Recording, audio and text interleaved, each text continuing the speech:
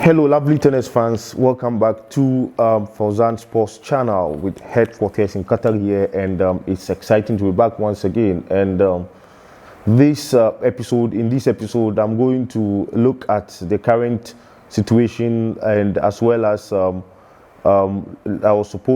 were supposed to concentrate on the preview of the Roland Garros as it starts on Sunday, 22nd of May 2022, but issues of coming from the ATP and the WTA vis-a-vis the decision of Wimbledon that they've taken to ban Belarusian and tennis players from participating in the Wimbledon Open 2022. The statement coming out from the WTA and ATP and ITF is clear, and that Wimbledon is going to be stripped of points with respect to the upcoming tournament. They are going to those performance is not going to be translated into points for beneficiaries of those wins with respect to Wimbledon.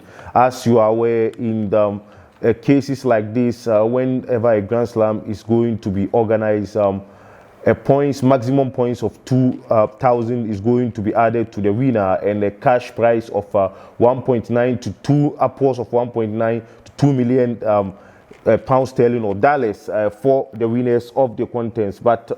But in this case, because of the ongoing military engagement of Russia and Ukraine, Wimbledon has said that they will ban Russian and Belarusian players from participating in the upcoming Wimbledon tournament. And by this, this translates to the fact that the likes of Arina Zabalenka, Daniil Medvedev, Andy Rublev, Pavlyuchenkova, and Potapova, as well as Kasatkina, are going to be affected, and they are not going to participate in the Wimbledon. And this stripping of points from the ATP and WTA, as well as the ITF, also affects the junior tournament as well as the wheelchair tournament, and I'm sure, the wheelchair tournament too. And so this is how things are going to be. And already, when you look at sporting events, sporting situations happening in the world, ever since Russia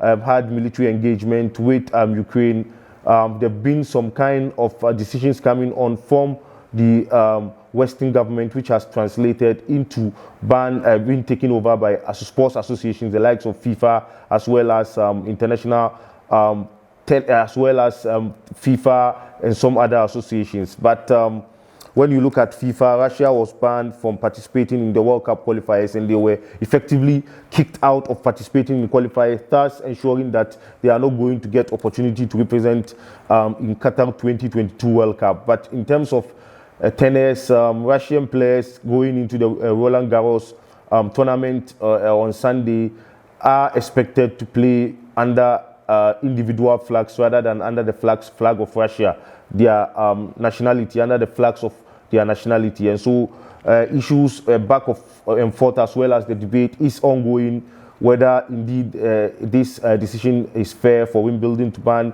Russian as well as Belarusian athletes. And the Wimbledon reply to the ATP's decision as well as the WTA's decision is that Wimbledon is saying that they think they don't want their platform to be used as propaganda machine for the Russian regime. But when you look at that, depending on how you see issues coming out of world politics, you can see that if indeed also they allow this ban to hold, as well as that is to prevent Russian and Belarusian athletes from going. Can somebody also say that the Wimbledon is allowing its platform to be used for propaganda machines of the Western government? That is the question I'm putting out to you viewers out there to answer. And so for sporting decision-wise, I don't support Wimbledon's decision to ban the Russian and Belarusian athletes. But for world politics issue, that is different altogether. I don't support Russia's military engagement in Ukraine.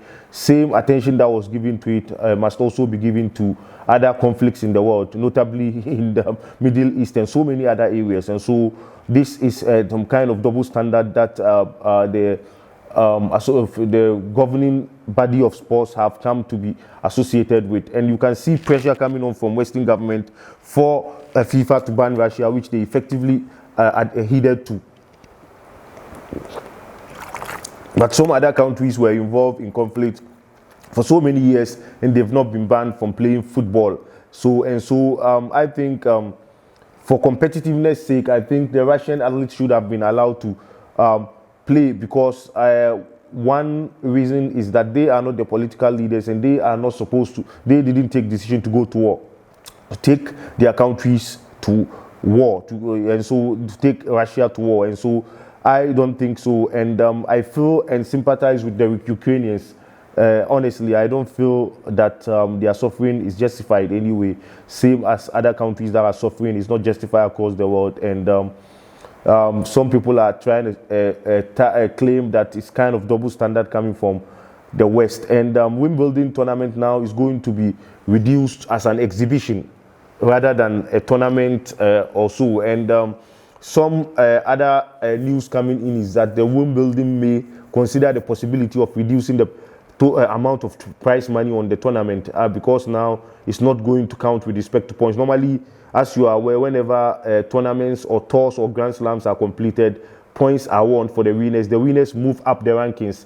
Just as you see now, currently, Iga Swiatek has won back-to-back 4 WTA tournaments, and so that's why she's number one after the retirement, the sudden announcement of retirement from Ashley Barty. And so winning tournaments comes with points. And so I don't know how the likes of Novak Djokovic and Rafael Nadal will take it, though they don't support the fact that the likes of Medvedev have been banned from participating in Wimbledon. And this is the scenario that we are currently facing ourselves. So let me go through Daily Mail and see how they capture this scenario. The results at this year's Wimbledon will not count towards the official rankings. It comes after Russian and Belarusian players were banned from competing. The ATP and WTA tours have made the decision on grounds of discrimination. Yeah, the US and Australian Opens are likely to be sympathetic to the All England club. This year's Wimbledon has been unceremoniously stripped of ranking points in retaliation for its banning of players from Russia and Belarus. In a highly provocative move, the ATP and WTA tours, who also represent the players, have decided that the tournament will not contribute towards the official rankings, thereby giving it almost exhibition status, as I indicated. The ATP argued its case in a statement saying of British tennis stance, unilateral decisions of this nature, if unaddressed, set a damaging precedent for the rest of the tour. Discrimination by individual tournaments is simply not viable on a tour that operates in more than 30 countries. It was also critical of the way that Wimbledon caved into government pressure and of the way that Wimbledon acted in isolation. The statement added, "We note that this was informal guidance, not a mandate, which offered an alternative option that would have left the decision in the hands of individual players competing as neutral athletes through a signed declaration. Our internal discussions, which affected with affected players, in fact led us to conclude this would have been a more agreeable option for the tour." The WTA later issued a statement that largely echoed the sentiment, although went further in placing the LTA run grass court events on probation. Players will now lose their points from 2021. So the likes of Novak Djokovic will be denied the chance of defending the 2000 he won from 12 months. 2,000 points he won 12 months ago, as expected. The pre-Wimbledon events in the UK have been spared the same treatment. Wimbledon issued a measured statement on Friday night in response, saying, "We wish to state our deep disappointment at the decisions. We believe these decisions to be disproportionate in the context of exceptional and extreme circumstances of this situation. We remain unwilling to accept success at Wimbledon being used to benefit the propaganda machine of the Russian regime." I addressed that already. Yeah, the move comes exactly 1 month after Wimbledon and the Lawn Tennis Association, who operate pre-SW19 events, announced that they will be barring those from Russia and Belarus. It followed interminable rounds of meetings, during which it emerged that there was greater acquiescence to the idea among the WTA tour that their male ATP WTA tour than their male ATP counterparts. As Sports may reveal on Wednesday, WTA Chief Executive Steve Simon told his membership that he will be recommending the stripping of ranking points from Wimbledon. So I don't want to read everything. So it appears that so far it's been cleared. It's clear to the understanding of the viewers out there that this is the current situation that we do face ourselves in. And so let's see what will happen as the days unfold. Please, if it happens to be your first time on this platform, please do hit the subscribe button, touch the notification bell, share the program to as many viewers as possible, and then smash the like button if you enjoy my presentation, and then comment to agree or disagree with me in the comment box down below, as well as follow me on all my respective platforms. Thank you very much for joining me with this analysis. Thank you as well. God richly bless you wherever you are watching me from. Cheers. Bye-bye.